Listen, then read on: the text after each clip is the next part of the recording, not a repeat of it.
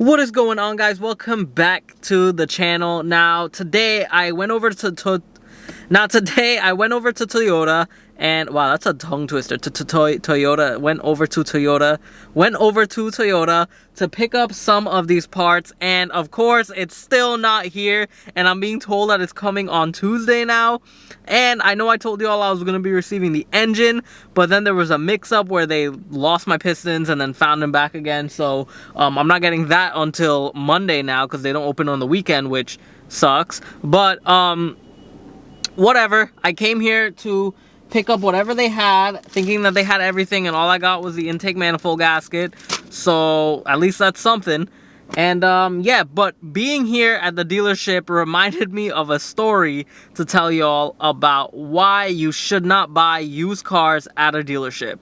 So let's get into it. So guys, here is the reason why you should not buy used cars at a dealership. Now, used car dealerships, obviously it's a business. They're there to make money. So they're gonna buy your car for super low. They are gonna charge you at least 2 times to 3 times to 4 times what they paid for the vehicle. Obviously, they can't go over the book market value, so they're going to underpay that person who they're taking it from, and then they're going to sell it back to someone else for, you know, 2, 3 times, 4 times the amount that they got it for. Now, they sometimes try to get you on these extended warranties or these warranties that actually have nothing to do with the car, or they try to sneak in little hidden fees here and there, which you got to watch out for yourself, because if you're not reading what you're purchasing, you're going to get screwed over. Now, here's a story of the time where we bought a Chevy Colorado from a Chevy dealership like 2 hours away from our house, where I don't even remember where it is, somewhere in Jersey, South Jersey, I think. And this is an interesting story. So we were looking online for a used pickup truck to, you know, do our daily stuff, whatever. And we found this 5-cylinder Chevy Colorado. Yes, I said 5-cylinder. 5-cylinder Chevy Colorado. It looked like a great truck. The body was in amazing shape, and it wasn't beaten up. Had very low mileage, and it was cool. So we went over to the dealer. It took 2.5 hours drive. Went there. I forgot my scanner, so we couldn't scan it. So technically, it's our fault that I didn't scan it, but it was dealer approved, whatever. And the mileage was low. Didn't really think anything would be wrong with it. We drove it around for a bit. No check engine light. Felt good. Whatever.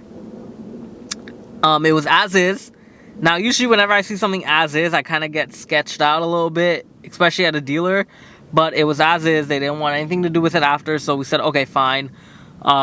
We ended up buying it. I forgot how much it cost. I think it was like $7,000, $8,000 for the vehicle, maybe 10. I'm not sure. And when we drove it about 3 miles down, the check engine light came on. So, okay, maybe the gas cap's loose. So we ended up pulling a gas station, filled it up with some gas, tightened it up, went down. Engine light never came off. Got home, scanned it. Misfire. Okay, cool, whatever. One misfire. Spark plug, coil pack maybe. Tested it out, swapped around the coil pack, swapped the plugs, still missing from that same cylinder. The only thing that I could have thought of left was there was low compression in that cylinder. So put in a compression tester and found out that the compression was actually really low in that cylinder. There was issues with the truck. Turned out that it's against the law to sell a vehicle that cannot pass emissions from a dealer.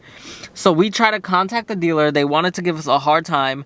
They didn't want to take the truck back. They said it was as is. It's our problem now, whatever.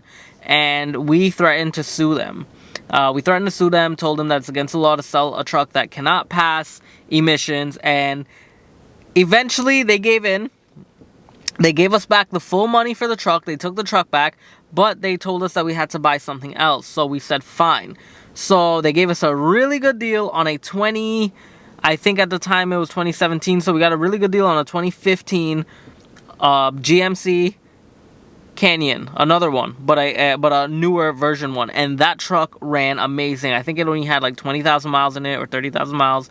We had a great price on it, so we ended up taking it, and it lasted us really good. We had it for a while, And then I think we traded that in for a Tacoma because we really like Toyotas the most, until I got the Chevy Avalanche. But that's just to show you how tricky dealers are. If we didn't do our research or didn't know anything about it, or was just a regular Joe Schmo off the street, they would have told us, it's our problem now, we can't do nothing about it. And some people would just accept that and be like, wow, we got ripped off. But sometimes you got to do your research and know what you're talking about before you know, just always do your research, especially when it comes to car dealers, because these guys are super, super tricky.